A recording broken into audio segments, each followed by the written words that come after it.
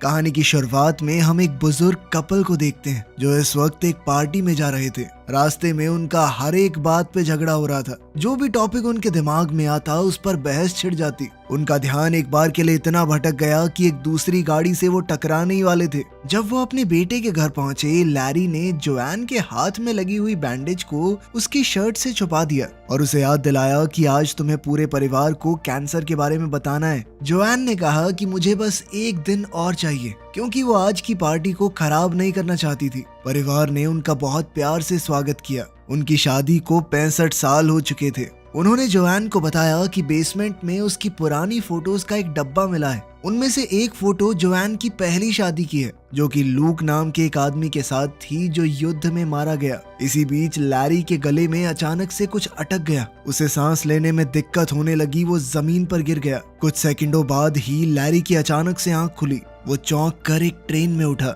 जब train station पर रुकी तो लैरी ने देखा कि बहुत सारे लोग हॉस्पिटल के कपड़े पहने हुए हैं। वो उनके पीछे चला और जल्दी ही जंक्शन में पहुंच गया। वहाँ लोग अजीबोगरीब बातें बोल रहे थे जो उसे समझ नहीं आ रही थी। लैरी ने रिसेप्शन पर खड़ी लड़की से कहा कि मुझे यहाँ पर किडनैप करके लाया गया है, लेकिन रिसेप्शनिस्ट ने कहा कि ऐसा कुछ नहीं हुआ है, आप यहाँ बैठकर अपने एसी का वेट कीजिए। कुछ घंटे बाद भीड़ कम हो गई और लैरी कुर्सियों पर ही सो गया था। तब एना आई और लैरी का नाम पुकारा। उसने बताया कि मैं तुम्हारी एसी हूँ, मतलब आफ्टर लाइफ कोऑर्डिनेटर। इसका मतलब साफ था कि लैरी मर चुका है और अब एना का काम है उसे सही जगह पर पहुंचाना। लैरी अभी भी इस बात को समझ नहीं पा रहा था कि वो मर चुका है। तभी एना ने लैरी को शीशा दिखाया। लैरी ये देखकर हैरान हो गया कि वो फिर से जवान हो गया है। एना ने बताया कि जब लोग जंक्शन पहुंचते हैं तो उनका शरीर वो वाला रूप ले लेता है जब वो अपनी जिंदगी में सबसे ज्यादा खुश थे। जब एना उसे बिल्डिंग दिखा रही थी तो लैरी बार बार बोलने लगा कि मुझे अपनी पत्नी के पास जाना है।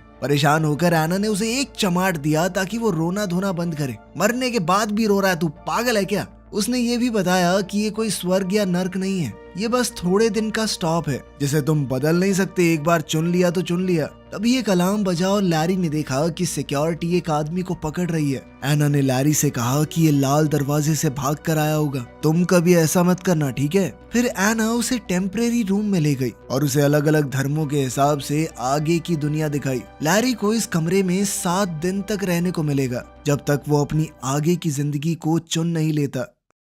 अलमारी में उसके मनपसंद कपड़े रखे हुए थे। कपड़े बदलने के बाद लैरी ने टीवी चलाया, लेकिन सारे टीवी चैनल्स पर यह दिख रहा था कि आप अपनी नई जिंदगी यहाँ शुरू करें, नहीं यहाँ शुरू करें। फिर वो जंक्शन घूमने गया। बहुत सारे स्टॉल देखे जो आगे की जिंदगी का सपना बेच रहे थे। आखिर में भूला भटका वो एक बार में पहुंचा। जैसे ही वो बैठा तो एक सुंदर औरत उसके पास आकर बैठ गई और फ्लर्ट करने लगी। वो दिखा रही थी कि तुम्हारी आगे की जिंदगी दिलचस्प भी हो सकती है। जिस पर लैरी ने कहा कि सॉरी दीदी, मैं शादीशुदा हूँ। बारटेंडर लूक ने लड़की को रोकते हुए कहा कि बार के अंदर एडवर्टाइजमेंट करना अलाउड नहीं है। जिसके बाद वो औरत चुपचाप चली गई। लैरी ने लूक से पूछा कि क्या तुम एक एंजल हो? पर लूक ने कहा कि वो भी उसकी तरह एक आत्मा है जो जंक्शन पर अभी नौकरी कर रही है। लैरी अभी भी थोड़ा कंफ्यूज था तो लूक ने उसे रूल बताए। एक बार अगर तुमने आगे की जिंदगी चुन ली तो उसे बदल नहीं सकते। दूसरी किसी जिंदगी में जाना भी अलाउड नहीं है। अगर कोई भी रूल तोड़ा, ज्यादा दिन यहाँ रुक गए या फिर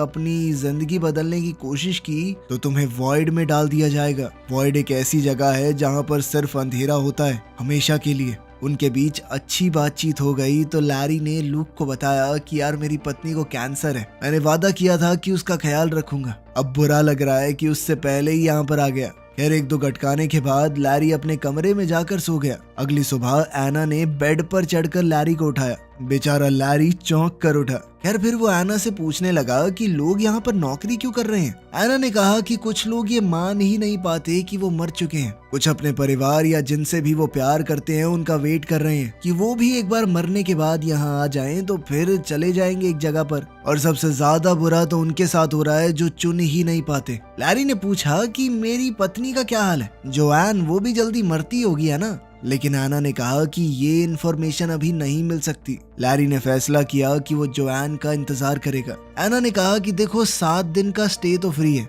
उसके बाद तुम्हें भी काम करना पड़ेगा अगर रुकना है यहाँ पे, और साथ ही बेसमेंट में शिफ्ट होना पड़ेगा। कुछ दिन निकल गए लेकिन जोआन का कोई अता पता नहीं चला। एना ने कहा कि तुम श्योर हो इसमें कई महीने भी लग सकते हैं, ऐसा भी तो हो सकता है उसका कैंसर ठीक हो गया हो। इसके बाद लैरी ने फैसला किया कि वो एक प्यारा सा घर बसाएगा जोआन की याद में, ताकि जब भी वो आए तो सब कुछ एकदम तैयार हो। उस रात लैरी ने अपनी पत्नी के लिए एक चिट्ठी लिखी। उसी वक्त कैंसर से जोआन मर गई और वो भी ट्रेन में उठी। अगली सुबह एना लैरी को उसकी नई जिंदगी की तरफ ले जा रही थी। लैरी ने एना को चिट्ठी देकर कहा कि जोआन को दे देना, लेकिन एना ने कहा कि ये रूल्स के खिलाफ है, अगर हो पाया तो कर दूंगी, पक्का नहीं कह सकती। लैरी अब स्टेशन की तरफ गया जबकि जोआन ट्रेन से उतर रही थी। एस्केलेटर पर लैरी ने अपनी पत्नी को देखा, लेकिन जोआन ने उस पर ध्यान नहीं दिया। बेचैन होकर बेचारा लैरी भी वापस हो लिया। वहाँ जोआन शीशे में अपना जवान चेहरा देख रही थी। दोनों मिले और प्यार से गले लगे। जोआन पहले ही समझ गई थी कि वो मर चुकी है। उसने लैरी को डांटना शुरू कर दिया कि इस तरह से कौन मरता है, बेवकूफ हो गया, ध्यान से नहीं खा सकते। तभी वहाँ रायन आया जो कि जोआन का आफ्टर लाइफ कोऑर्डिनेटर है। वो जोआन को लैरी से अलग करके उसके पहले पति लूक के पास ले गया, जो बेचारा 67 साल से उसका इंतजार कर रहा था। जोआन लूक को देखकर बहुत इमोशनल हो गई। तभी लैरी बीच में कूद पड़ा।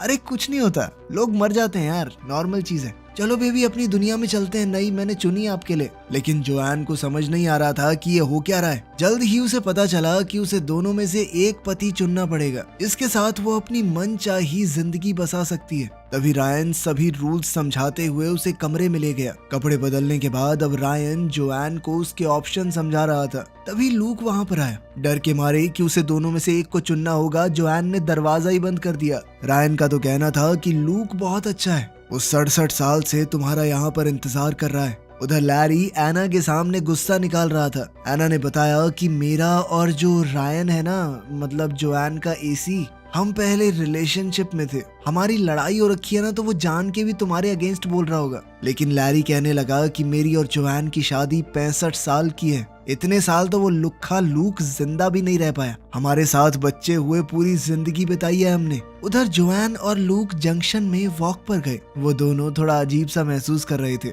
अचानक 2 गार्ड्स एक आदमी को पकड़ने के लिए भागे जो अपनी चुनी हुई जिंदगी से भाग रहा था। एक गार्ड ने लूक को हाय कहा और तुरंत जोआन को पहचान लिया, ये कहकर कि आखिरकार आप पहुंच ही गई यहाँ पर। ये सुनकर जोआन को बहुत अच्छा लगा, क्योंकि इसका मतलब साफ था कि लूक उसके बारे में बात करता है। गार्ड्स के जाने के बाद लूक ने जोआन को रूल समझाए और साथ ही अपने प्यार का इजहार कर दिया। उसने कहा कि मैं हर दिन तुम्हारे बारे में सोचता था। वो प्यारी बातें बोलता रहा और उसे किस करने की कोशिश की, लेकिन जोआन पीछे हट गई क्योंकि उसे अजीब लग रहा था। उसने कहा कि मुझे सोचने के लिए थोड़ा वक्त चाहिए और फिर जल्दी से वहां से भाग गई। कुछ ही मिनटों बाद लैरी जोआन के कमरे में घुस गया, बहुत सारे आगे की जिंदगी के ऑप्शन लेकर। जोआन घबरा गई और लैरी पर चिल्लाने लगी। उसने उसे भी वही जवाब दिया कि मुझे अभी थोड़ा वक्त चाहिए सोचने के लिए। वो कहने लगी कि पिछले कुछ दिन मेरे बहुत भारी थे, तुम्हारी मौत के बाद पता है मेरी बेस्ट फ्रेंड की भी मौत हो गई। इस बात से लैरी थोड़ा खुश हुआ, क्योंकि वो वैसे भी उसे खास पसंद नहीं थी। लैरी को याद आया कि स्क्वाट करने से जोआन हमेशा शांत हो जाती थी। बुजुर्ग होने के बाद से जोआन स्क्वाट नहीं कर पा रही थी, इसीलिए अब जवान होकर दोबारा से शरीर में ताकत महसूस करके उसे बहुत अच्छा लगा। उधर लैरी फिर से कुछ खा रहा था और उसका गले में दोबारा से खाना अटक गया। इस बात से जोआन अचानक घबरा गई, लेकिन लैरी हंसने लगा कि मर तो चुका हूँ, मजाक कर रहा था मैं बस। इसके बाद लैरी आराम से बेड पे लेट के रिलैक्स करने लगा, लेकिन जोआन ने उसे लात मार के बाहर निकाल दिया, जिसके बाद उस बेचारे को अपने बेसमेंट वाले कमरे में जाना पड़ा। लेकिन वापस जाते हुए लैरी ने एक बोर्ड देखा जिसके ऊपर मरे हुए सिंगर डीन मार्टिन के शो का प्रमोशन था। जोआन को वो सिंगर बहुत ज्यादा पसंद है, इसलिए लैरी ने एना से शो अरेंज करने को कहा। जब लैरी अपने नए रूम में पहुंचा तो ये देखकर चौंक गया कि कितना छोटा कमरा दिया है उसे। अगली सुबह लैरी जोआन को वेटिंग एरिया में ले गया। वहाँ एना उस सिंगर को गाने के लिए ले आई और खुद पियानो बजा रही थी, लेकिन वो आदमी अजीबोगरीब बर्ताव करने लगा, सीढ़ियों से भी गिर गया। तब उन्हें समझ आया कि ये कोई असली डीन मार्टिन नहीं है, कोई बहरूपिया है, मरने के बाद भी नकल कर रहा है, कितना गंदा आदमी है ये। लूक तुरंत उसके पास आया, उसे खींचकर अपने साथ ले गया और एक मुक्का दे मारा। फिर रायन की मदद से लूक ने जोआन को फूल देने की कोशिश की, लेकिन लैरी ने फिर से बीच में बोलना शुरू कर दिया, ये चीटिंग है, फूल फाल कैसे दे रहा तू, मैं दे रहा हूँ कोई गिफ्ट। दोनों आदमी फिर से झगड़ा करने लगे और अब जोआन को बहुत ज्यादा गुस्सा आ रहा था, तो उसने चिल्लाकर दोनों को चुप करवा दिया। इसके बाद जोआन एना और रायन को अपने कमरे में ले गई और उन दोनों पर काफी देर तक अपना गुस्सा निकाला। फिर उसने चिढ़कर कहा कि कोई तो रास्ता निकालो, ऐसे कैसे फैसला लूं मैं। कोऑर्डिनेटर्स ने रूल तोड़ने के लिए एक लंबी फोन कॉल की। कुछ देर बाद जोआन अपने दोनों पतियों को रूम में ले आई। कोऑर्डिनेटर्स ने बताया कि तुम्हारा केस थोड़ा सा खास है, इस वजह से हमें एक स्पेशल वीजा मिला है। जोआन को 2 बार चुनने की इजाजत मिलेगी। एक बार के लिए वो लैरी के साथ अपनी जिंदगी जाकर देख सकती है और एक बार लूक के साथ। उसके बाद उसे फैसला करना ही होगा। दोनों लड़के फिर से झगड़ा करने लगे कि पहले कौन जाएगा और उनके बीच में हाथापाई होने लगी। इसलिए जोआन फिर से चिल्ला पड़ी। उसने कहा कि पहले कौन जाएगा ये हम टॉस करके पता लगाएंगे। फिर से बहस शुरू हो गई। इस बार रायन ने दोनों को रोका। लैरी ने सिक्का उछाला और लूक जीत गया। ट्रेन राइड के दौरान लूक और जोआन पुराने दिन याद करते रहे। जल्द ही वो एक खूबसूरत पहाड़ पर पहुंचे, जहां साफ आसमान और हरा भरा जंगल है। घूमते हुए दोनों ने बहुत मजे किए, एक दूसरे का हाथ थामकर। शाम को रेस्टोरेंट में डिनर हुआ। जोआन बार बार अपने बच्चों और पोता पोतियों के बारे में बात कर रही थी, जिससे लूक थोड़ा अनकंफर्टेबल हो गया। लूक ने कहा कि मुझे बुरा नहीं लगा, बस ये सोचकर थोड़ा दुख होता है कि तुम्हें ये जिंदगी मैं नहीं दे पाया। पर उसे इस बात की खुशी है कि जोआन ने एक अच्छी जिंदगी जी। जोआन ने कहा कि मैंने कुछ वक्त तक तुम्हारा इंतजार किया था, पर फिर क्या करती, तुम चले गए थे। मरने के बाद कोई लौट कर थोड़ी आता है। फिर लूक जोआन को एक जगह पर ले गया जिसे आर्काइव्स कहते हैं। ये यहाँ पर हर चुनी हुई जिंदगी में होती है, जहाँ आत्माएं अपनी जिंदगी की यादें दोबारा देख सकती हैं। दोनों ने अपने रिश्ते के सारे जरूरी पल देखे। वो पहली मुलाकात, पहली बार एक दूसरे को चूमना, शादी का दिन और जंग पर जाने से पहले का वो आखिरी वादा। जोआन ने आखिरकार फिर से लूक को चूम लिया। उसने बताया कि मैं टूट गई थी तुम्हारे मरने के बाद। यादें आगे चलती रही और लूक ने देखा कि कैसे लैरी ने जोआन को प्रपोज किया। ये देखकर लूक गुस्से में बिल्डिंग से बाहर निकल गया। उसने कहा कि लैरी ने एक दुखी औरत की फीलिंग्स का फायदा उठाया है, मौका देखकर चौका मारा है उसने। जोआन ने समझाने की कोशिश की कि ऐसा कुछ नहीं है, लेकिन लूक ने नहीं सुना। इसी बीच लैरी भड़क रहा था, क्योंकि लूक सबको बताता था कि मैं जंग में मारा गया लड़ते हुए दुश्मन से। अब इस तरह वो खुद को हीरो दिखाएगा तो कोई कैसे लड़े। लैरी को डर था कि कहीं जोआन उसे न चुन ले। इस पर एना ने कहा कि जोआन को याद दिलाना कि वो उससे प्यार क्यों करती थी। लैरी ने कहा कि मुझे तो खुद भी नहीं पता वो क्यों प्यार करती थी मुझसे, लेकिन मैं एक इंसान को जानता हूँ जो शायद बता सकती है। कुछ देर बाद लैरी जोआन की बेस्ट फ्रेंड कैरन से मिला, जो काफी बूढ़ी लग रही थी। कैरन ने बताया कि उसके सबसे ज्यादा खुश दिन तब आए जब उसका पति मर गया, क्योंकि तभी वो खुलकर अपनी जिंदगी जी पाई। खैर, कैरन ने बताया कि मुझे तुम शुरुआत में बिल्कुल पसंद नहीं थे, पर धीरे धीरे अच्छे लगने लगे। लैरी ने पूछा कि मुझे घंटा फर्क नहीं पड़ता, तुम बताओ कि जोआन मुझे क्यों पसंद करती है। कैरन ने कहा कि मुझे क्या पता, लेकिन इतना जरूर कह सकती हूँ कि तुमने जोआन को बहुत खुश रखा है। इसके बाद लैरी लूक के कमरे में गया कोई राज ढूंढने के लिए। दीवारों पर निशान है जो दिखाते हैं कि लूक अपनी मौत के बाद हर एक दिन गिन रहा था और अपनी किताब में वो जोआन की ड्राइंग्स बना रहा था। तभी लूक वहां आ गया और लैरी पर चिल्लाने लगा कि तूने जोआन के साथ गलत किया है। जब वो दुखी थी तो तूने मौके पर चौका मारा है। दोनों बेकार सी लड़ाई में उलझ गए। इसी धक्का मुक्की में लैरी का लेटर उसकी जेब से गिर गया। अब लूक कहने लगा कि जहां पर तुमने प्रपोज किया उस जगह को मैं और जोआन अपनी खास जगह मानते थे, तो सीधी सी बात है जोआन वहां पर मेरे जाने के बाद अकेला महसूस करेगी। तूने उसी चीज का फायदा उठा के पटा लिया उसे। अगले दिन लैरी जोआन को एक दूसरी जिंदगी दिखाने बीच पर ले गया। वो जिंदगी काफी पॉपुलर थी, तो बहुत सारे लोग थे वहां पर। वो दोनों बातें करने लगे और एक दूसरे को चूमने ही वाले थे कि तभी एक लड़के ने बॉल से लैरी को मार दिया और फिर मूड खराब करने के लिए कहने लगा, तुम्हें पता है मैं कैसे मरा। खैर, बाद में दोनों समुद्र में अपनी बोट लेकर गए। लैरी ने जोआन से माफी मांगी कि तुम्हारी मौत के वक्त में साथ नहीं था। साथ ही वो इस तरह की बातें मारने लगा कि हमारे बच्चे हमें साथ देखते तो कितने खुश होते। इस पर जोआन कहने लगी कि तुम मेरा दिमाग बदलने की कोशिश कर रहा है ना, चालाक कहीं के। बच्चों की बात किसको बता रहा है? और उनके बीच में फिर से झगड़ा हो गया। अब जोआन कहने लगी कि तुम समझ नहीं पा रहे मेरी सिचुएशन। मैंने अलग अलग वक्त पर तुम दोनों से ही प्यार किया है, तुम दोनों के साथ सारी जिंदगी रहने की कस्में खाई हैं। इस पर लैरी कहने लगा कि अगर मैं लूक की जगह होता तो मैं भी तुम्हारा इंतजार करता।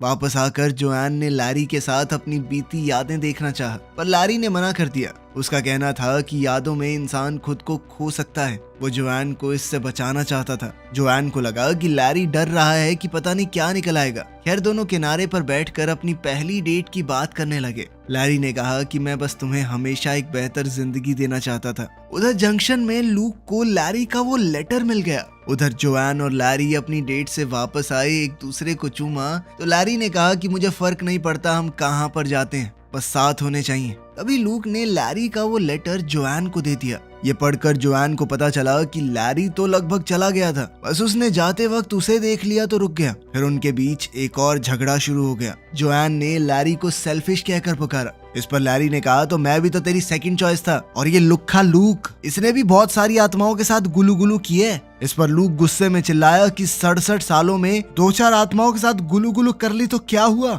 इंतजार तो मैं जोआन का ही कर रहा था ना, आखिर आत्मा की भी कोई नीड्स होती हैं। अब दोनों कहने लगे कि एक बार चुन लो, बस हमें नहीं पता। लेकिन अभी जोआन को और वक्त चाहिए था, इसलिए कोऑर्डिनेटर्स दोनों आत्माओं को वहां से ले गए। कैरन थोड़ी देर बाद जोआन के पास एक ड्रिंक लेकर आई और तब जोआन फूट फूट कर रोने लगी। कैरन ने उसे संभाला और उसका ध्यान भटकाने के लिए अलग अलग फन बूथ्स पर लेकर गई। जोआन शराब पीते हुए अपनी हालत बताती रही। तब कैरन ने उसे याद दिलाया कि तुम मर चुकी हो। याद है शादी के बाद क्या बोलते हैं कि मैं तुम्हारा साथ दूंगी जब तक मौत हमें जुदा न कर दे। मौत ने जुदा कर तो दिया, इतना क्या सोच रही है? अपने हिसाब से जी अपनी जिंदगी को। उधर बार में लैरी और लूक भी काफी ज्यादा पी रहे थे। 4-4 पैग लगाने के बाद उन दोनों के बीच में भी बॉन्ड बनने लगा। वो एक दूसरे की तारीफ करते हुए कहने लगी कि वो लड़की हमारे लायक नहीं है भाई, हम दोनों बहुत बढ़िया इंसान है यार। अगली सुबह जोआन हैंगओवर में पड़ी थी, लेकिन उसने फैसला बना लिया था। उसने अपने दोनों पतियों को बुलाया और कहा कि मैं बहुत खुशकिस्मत हूँ कि तुम दोनों के साथ जिंदगी बिता पाई, लेकिन अब मैं एक को चुनकर दूसरे के लिए बुरी नहीं बन सकती। मुझे हमेशा गिल्ट महसूस होता रहेगा, इसीलिए मैं तुम दोनों को ही नहीं चुनूंगी। मैं अपनी बढ़िया जिंदगी जी रही हूँ, तुम अपनी जियो। बाद में जोआन तैयार हुई और फैसला किया कि वो कैरन के साथ अपनी आगे की जिंदगी बिताएगी। दोनों दोस्त मजे करेंगे। उधर लैरी ने लूक को बताया कि तुम सही थे, मैंने उस जगह पर इसलिए प्रपोज किया था क्योंकि मैं तुम्हारी यादें जोआन के दिमाग से निकाल देना चाहता था। मर भी शायद इसलिए गया क्योंकि तुम्हारी शादी की पिक्चर देख ली थी। इस पर लूक ने भी जवाब दिया कि तूने जोआन के साथ जो जिंदगी जी है उससे मुझे भी बहुत जलन होती है। फिर लैरी को याद आया कि उन सब का शरीर वैसा दिखता है जैसे वो अपनी जिंदगी के सबसे खूबसूरत पलों में दिखते थे। लूक बिल्कुल वैसा दिखता है जब जोआन उससे शादी करने को मान गई थी। लैरी वैसा दिखता है जब जोआन उसके दूसरे बच्चे के साथ प्रेग्नेंट थी। ये सोचकर लैरी को अचानक से कुछ समझ आया। वो भागकर जोआन के पास गया। स्टेशन पर लैरी ने जोआन को ट्रेन में ढूंढ लिया और उससे कहा कि एक आखिरी बार बात करने के लिए नीचे आ जाओ। उसने कहा कि तुम्हारे बाल लंबे हैं, हमारी शादी के दौरान तुम्हारे बाल छोटे थे। इसका मतलब ये है कि तुम लूक के साथ जब थी तो वो तुम्हारी जिंदगी के सबसे खूबसूरत पल थे। तुम उसे चुनो ना, हमेशा खुश रहो। पहले तो जोआन ने मना किया, लेकिन लैरी ने कहा कि यही सही है। दोनों रोते हुए एक दूसरे से आखिरी बार गले लगे। कुछ समय बाद लूक और जोआन अपनी आगे की जिंदगी के लिए ट्रेन में जा रहे थे। लैरी जंक्शन में घूम रहा था क्योंकि वो नहीं जानता उसे कहाँ जाना है। तब उसने देखा कि एना और रायन वापस साथ आ गए और उसे उनके लिए खुशी हुई। उधर लूक और जोआन ने अपनी नई जिंदगी शुरू की। वो एक दूसरे के साथ खुशी खुशी रहने लगे। लेकिन समय के साथ जोआन को डाउट होने लगा। वो अपनी पिछली यादें देखने गई और लैरी से पहली मुलाकात वाली मेमोरी देखी। अगले कुछ दिनों तक लूक जोआन को अलग अलग एक्टिविटीज पर ले गया, लेकिन जोआन को कुछ भी अच्छा नहीं लग रहा था। हर रात वो आर्काइव्स में जाकर लैरी के साथ अपनी जिंदगी को देखती। क्लर्क ने कहा कि इतना ज्यादा यादों में रहना सही नहीं होता, आगे बढ़ना जरूरी है। एक रात लूक ने कहा कि कितनी परफेक्ट जिंदगी है ये, लेकिन जोआन के पास कोई जवाब नहीं था। अगली सुबह लूक फिर से किसी हाइक पर जाना चाहता था, लेकिन अब जोआन टूट गई। उसने कहा कि उसने लूक को चुनकर गलती की। इस पर लूक गुस्सा हो गया और चिल्लाने लगा। जोआन ने समझाया कि मैं तुम्हारे साथ सबसे ज्यादा खुश थी क्योंकि वो जवानी का प्यार था, ना घर के किराए की टेंशन, ना नौकरी की, ना बच्चों की। लेकिन प्यार सिर्फ अच्छे पल नहीं होते, उसमें अच्छी बुरी यादें सब होती हैं। उसने कहा कि तुम 67 साल पुरानी जोआन से प्यार करते हो, लेकिन मैं अब बदल चुकी हूँ। जोआन ने फैसला किया कि वो वापस जाने की कोशिश करेगी, चाहे पकड़ी ही क्यों ना जाए। वो रोते हुए बोली कि मैं तुमसे प्यार करती थी, लेकिन अब लैरी से करती हूँ। कुछ घंटे बाद जोआन भागने का प्लान बनाते हुए चाकू से दरवाजा खोलने की प्रैक्टिस कर रही थी।